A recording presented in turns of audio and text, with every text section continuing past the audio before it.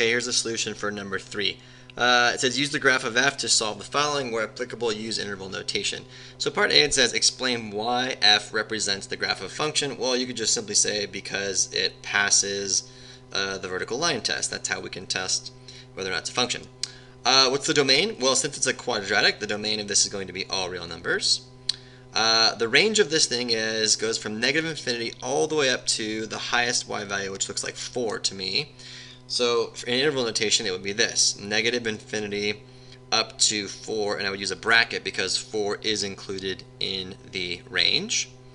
What are the x-intercepts? The x-intercepts look to me like 2 and 6, so I would say x is equal to 2, and I would say that x is equal to 6, so that answers that question. Part D says find it where it's increasing, use interval notation. Okay, so it's increasing right here, right? It's going up right here, and then it levels out at x equals 4. So that means that all the way from negative infinity up to 4 is where it is increasing. But of course, we can't actually include the 4 because it's neither increasing nor decreasing there. So the increasing one would be from negative infinity up to 4, and then the decreasing one would just be, everything beyond that. So from here, from 4 all the way this way. So we would say, okay, that would be from 4 all the way to positive infinity.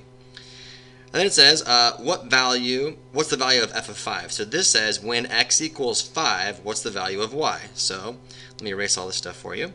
When x equals 5, what is the value of y? The value of y is worth 3. So this would be the answer of 3. And then it says, will f of 324 be positive or negative? How do you know? Well, okay. So 324 is like way over here, right? 324 for x values. And this graph is going down indefinitely, so that is definitely going to be a negative answer. So we would say negative because it falls in the decreasing region.